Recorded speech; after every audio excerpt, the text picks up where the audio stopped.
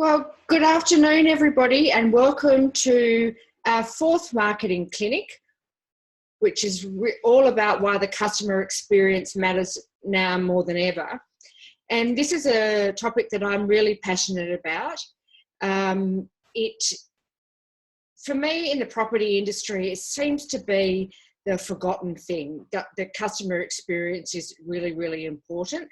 And so that's why we've decided to talk it through with everybody today.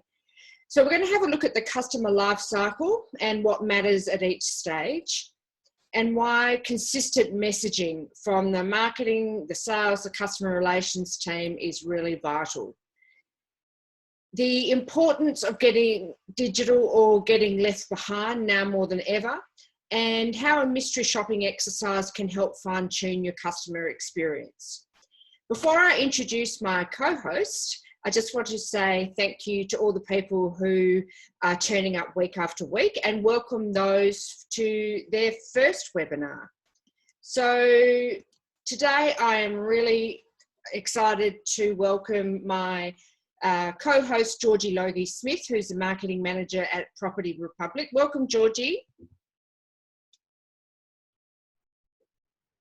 Hello, everyone. Pleased to be here. Good to have you. So Georgie has a lot of experience with customer experience, having worked for one of Australia's best at it, which is Mirvac. So she's going to share a lot of her insights with you today. So I want to start by talking about why I love focusing on the customer experience. And fundamentally, it comes down to the fact that customers deserve it. Sometimes I think in property that if you went to the 7-Eleven and bought a $2.20 can of Coke, you would probably get better service than sometimes you do when you walk into a land sales office or go into a builder's display home.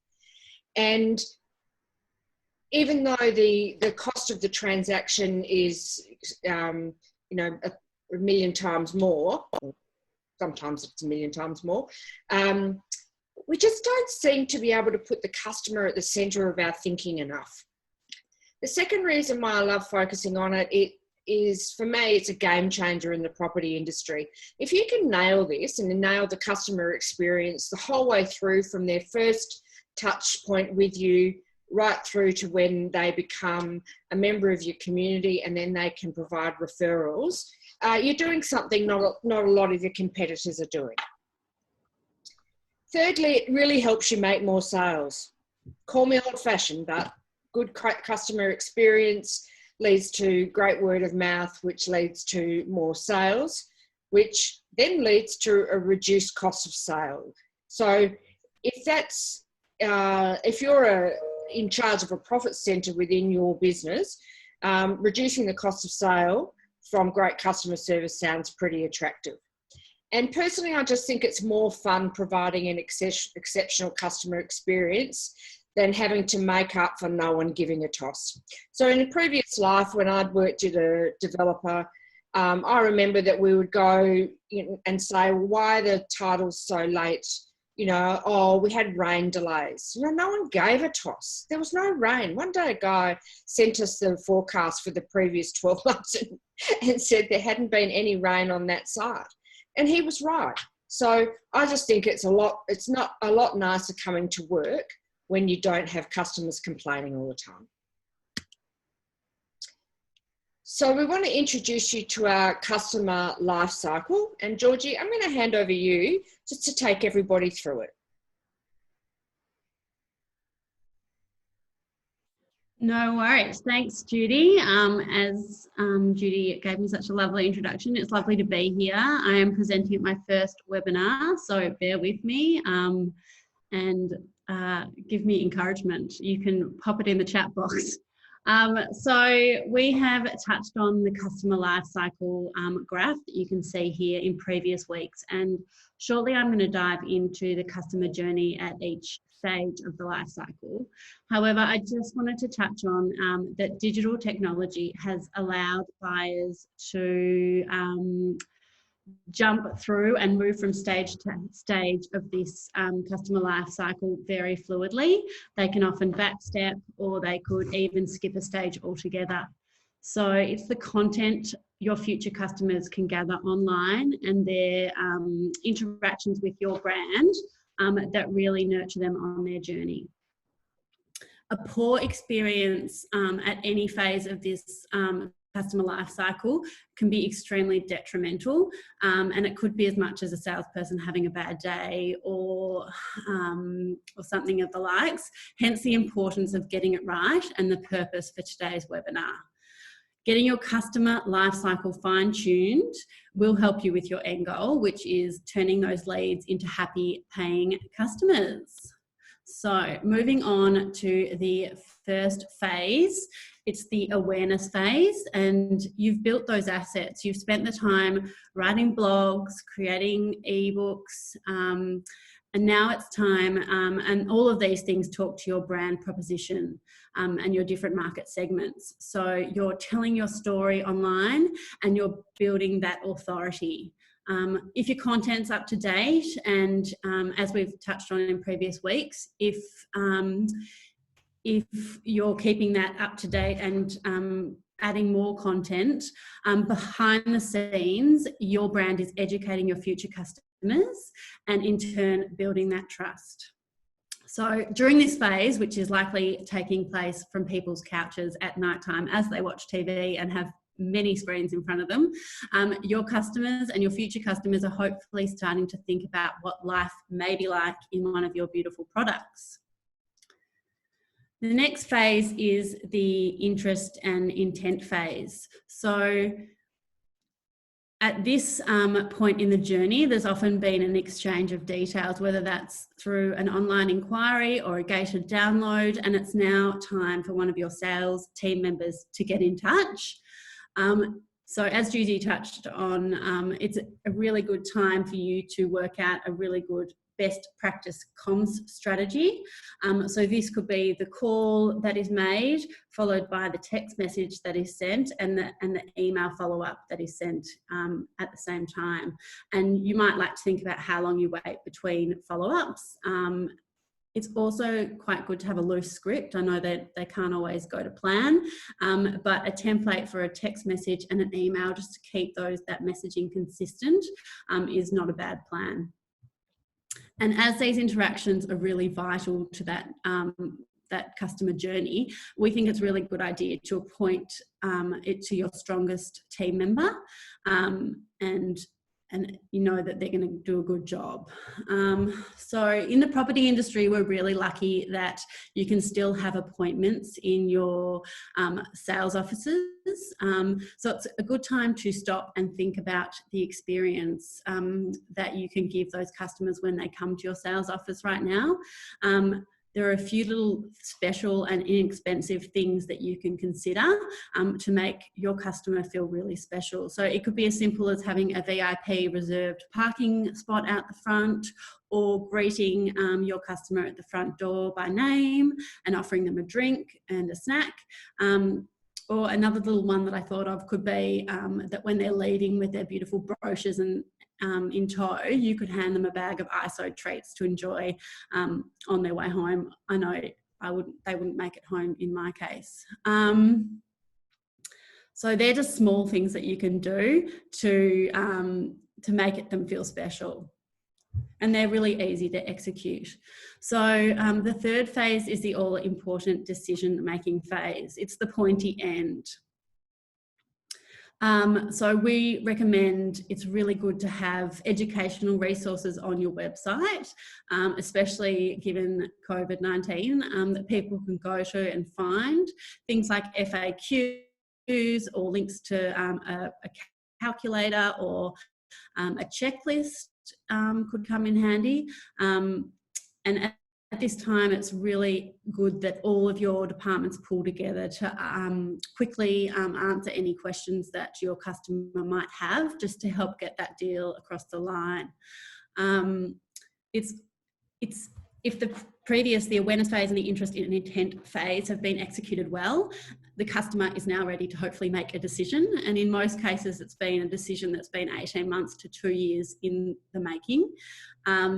So it's really a big deal for your customers. So it's quite nice at this stage to celebrate with them and make them feel a little bit special. And it can be really, really simple, such as a bottle of bubbles or a nice red, or another really, really cost-effective one is to take a photo of your customer with their executed contract in front of a branded sign, and they can share that on social media with their friends and family, and it's a really good exposure for your brand as well. So that's the decision phase, and now moving on to the next phase, which is the loyalty phase. So in many cases, people think, woohoo, they've signed on the dotted line, job is done, I've done my job. This is not the case when it comes to building brand loyalty, and it's a very old school mentality. So really it's just the beginning of the journey. It's a really great time to think about what your comms strategy will be from the time that your customer signs that contract to the time they pick up their keys. It's important there's nothing worse than someone saying, oh, I've paid my deposit and I have not heard something from you for months. So think about construction updates on a regular basis. You can host information evenings and meet your neighbours events. At this stage, they of course have to be online through webinars, but why not give it a crack? Hopefully soon they'll be able to be back up and running in person. And as you know, think about the journey that they're going on. You know, as they get closer to settlement, they're going to be starting to think about the interiors of their home. So maybe an interior styling tip session, or a discount to a furniture company that you work closely with. All of these little touches will help build that brand loyalty. So all in all, if you know that your customer experience has been a positive one and you've delivered a beautiful home for them to live in, you'll have no problems going to them and asking them for a very valuable customer referral. So the next slide, sorry Jude, is get digital or get left behind. So we found this quite relevant to today, and it's from McKinsey and Company. So meet your customers where they are, and at this stage it's more than ever as they're on their phones, they're at home, they're online. So innovate digital models to help customers weather this crisis safely from home. The second one is not as essential for the property market, but you will note that many companies have been doing it really well. So it's expand your home delivery options. And we all know how long Australia Post is taking at the moment. And the third is contactless operations.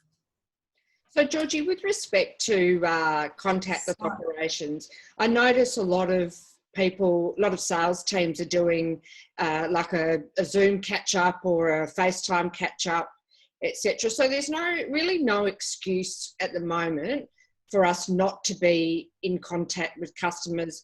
Doesn't matter where they are in the customer life cycle. No, I think that's very vital. There is no excuse. We shouldn't be stopping. We should be forging ahead. Yeah. So on the next slide, in the current environment, we as marketers need to become savvy at finding effective solutions, asserting our knowledge, and ensuring all of our decisions have our customers' needs and the brand experience top of mind.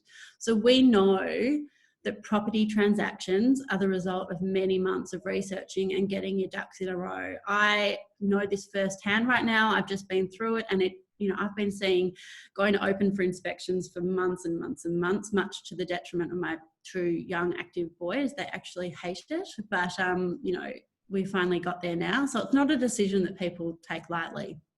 And we know that nothing beats being able to see, touch and feel, in particular for a property transaction.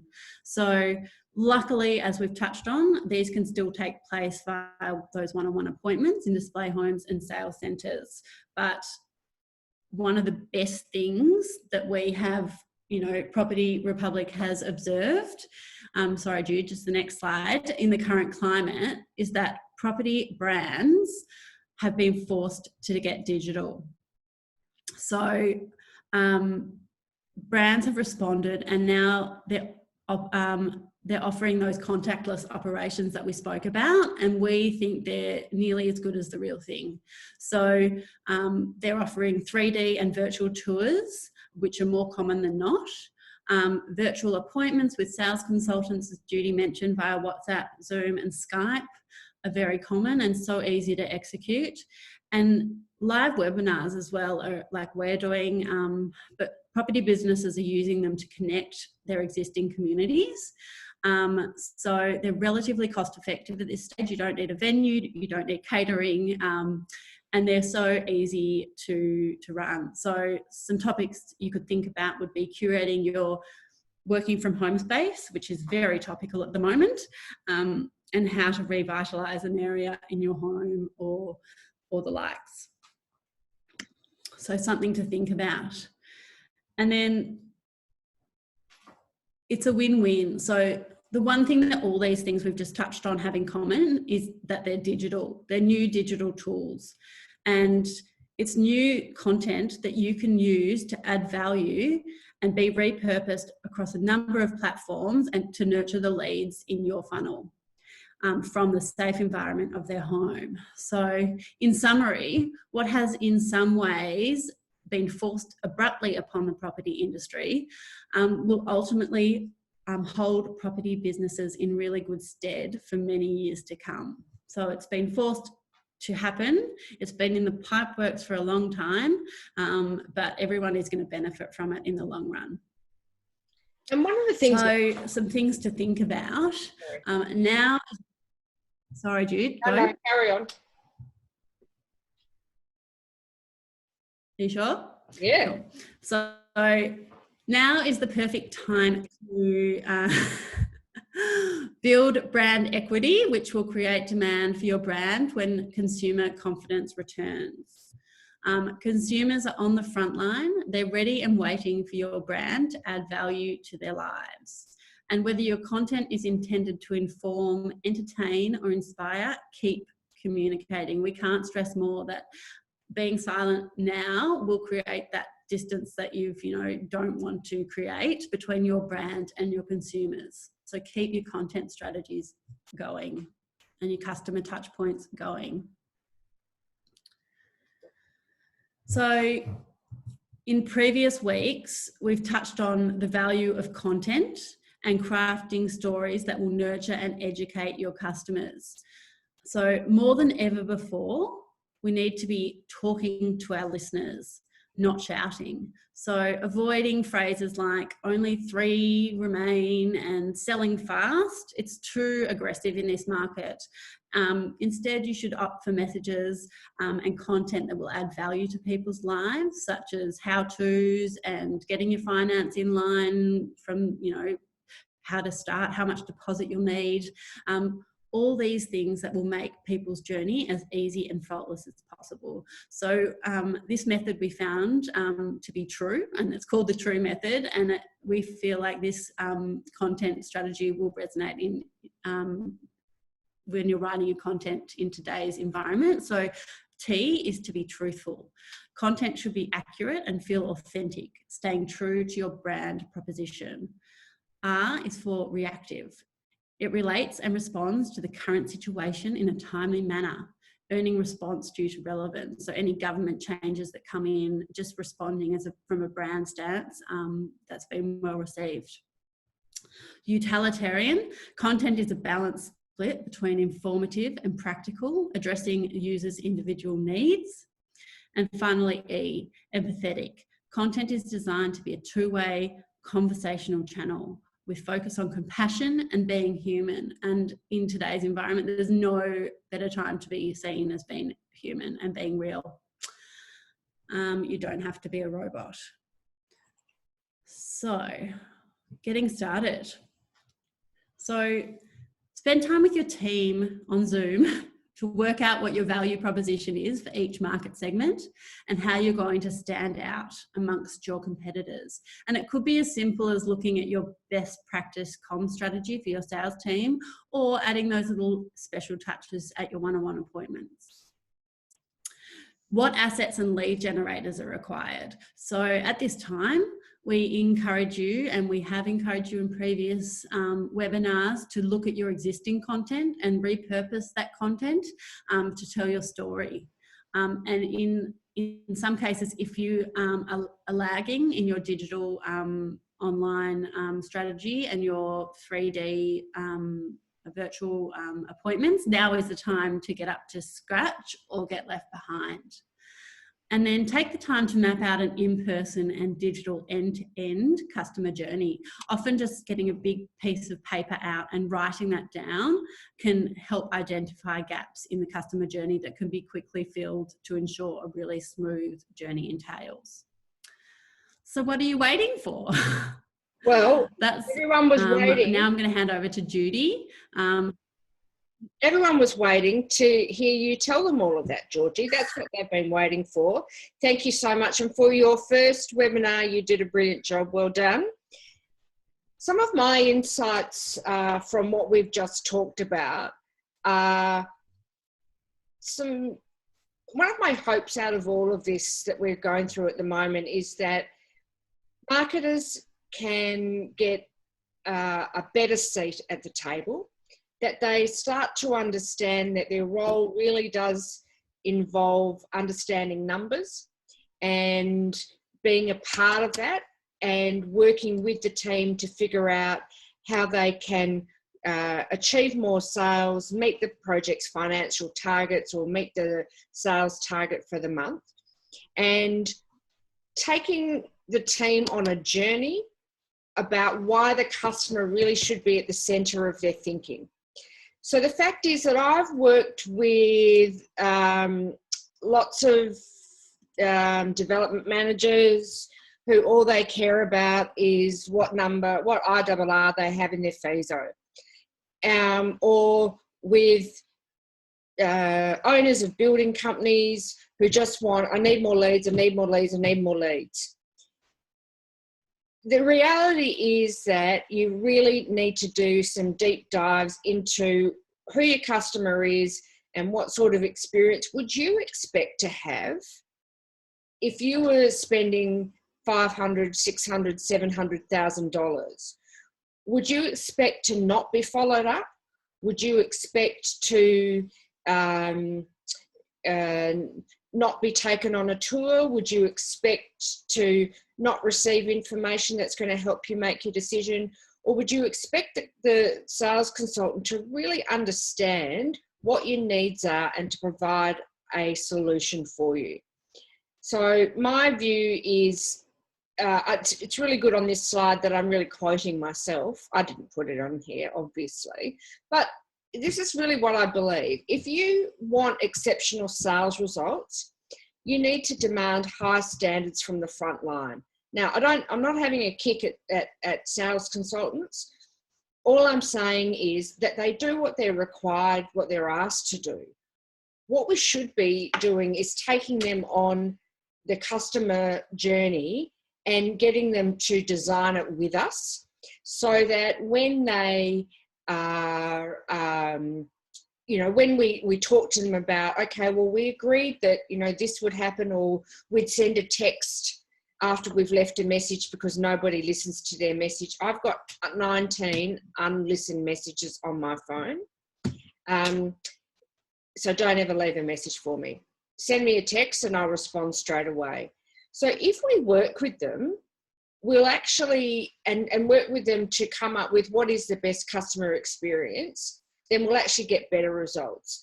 So I think within a project team or within a building business, for example, the sales and the customer experience efforts should be evaluated as frequently and with the same level of focus as the monthly financial performance. And if you nail that sales and customer journey, it will link directly to financial performance. And as a marketer, we need to have this conversation with our project team or with the sales manager. It's not about what you're telling them to do. It's about how we can all achieve our common goal. So one of the things that we've put together that might be of interest to some of you is a digital shopping and mystery shopping experience to help evaluate performance through a variety of touch points, and specifically the online sales experience against your competition. So this is an experience that I had recently. I inquired for a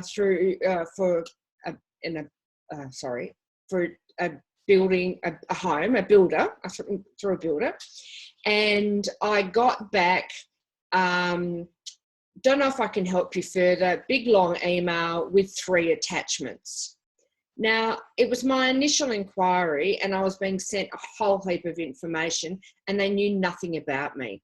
All they really should have done was firstly, maybe made a phone call, sent a text, introducing what they do and how my experience is going to play out and how I can access their information. So if you've got already a pre-planned set of touch points and some KPIs, or if you want to know what your baseline is, this offer might be for you. So it is an online inquiry through a channel of your choice. So it might be through your website, it might be through REA. Sometimes sales consultants think REA leads are more qualified, so they'll class them as hot. Whereas someone who's come through Facebook, for example, they sometimes just think, they're never going to buy, so we won't really worry about following them up. Then we'll record and rate the customer experience based on your standards or our point of view of what it should be. We'll do it over a 2-week feedback to enable some 2-week period to enable some feedback on follow-up, to help you see if they find a solution to our problem. Each shopper can have a persona as decided by you. So they might be a first home buyer. They could be interested in buying your townhome product. You'll receive video feedback from a closed Facebook group. And why we like to use that is that you can actually tell people's emotions, what really happened, rather than something that's just written. And then we'll provide you with a written report as well. We're offering this, usually mystery shopping costs thousands and thousands of dollars, but we thought we'd put this together for $550 per project or sales consultant. If anyone's interested, just reach out to us. The final word for this week is I want us, for everyone, all the marketers, to celebrate the excellent work you've done to adapt to being digital. Now's a really good time to fine-tune your customer experience, and it really is the little things that matter. As Georgie said, the VIP car park out the front, or knowing what your name is. We might laugh, but it's actually quite true. The little things like I said that I would follow up with some suitable house and land packages that meet your budget. Here they are. So next week, we're going to be talking about how to engage with millennial platforms. And we've had to do some research, and I took one for the team and spent far too long on TikTok watching people do idiotic and stupid things and impressions and these stupid dances and stuff like that. But it was so addictive. So next week, we're going to be talking about how you can use YouTube, IGTV, and TikTok. And even if you don't want to use TikTok, it's really good to know that it's coming, and so how you can prepare with it. We look forward to seeing you next Tuesday at 12 o'clock. You'll receive a copy of this webinar in an email to you, plus a survey. We'd love your feedback. Georgie, thanks so much for joining me, and have a great afternoon, everyone. Thank you. Been fun. Bye. Bye.